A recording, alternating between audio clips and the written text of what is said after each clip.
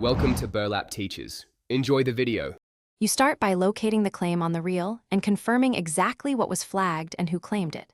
Explain why. Knowing the claimant and the content timestamp tells you whether you have matching rights or need proof. Once done, gather original files, licenses, purchase receipts, or permission messages. These are your evidence.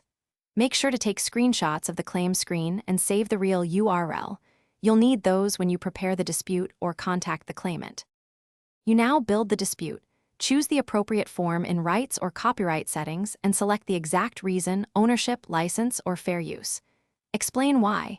Picking the correct basis speeds review and prevents automatic denials.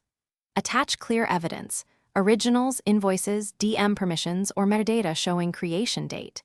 Then write a single paragraph statement that states who you are, how you acquired the rights, and what you request. Once submitted, Instagram typically acknowledges receipt and starts review. You finish by monitoring Instagram messages and the email tied to your account for review results and any requests for clarification. Respond quickly because delays can close cases. If the dispute is denied, explain why and either send additional proof or attempt to contact the claimant to request withdrawal. If that fails, consider a DMCA counternotice only if confident, otherwise consult legal help. Finally, keep all records and, as a fallback, edit the reel to remove contested audio or swap in license.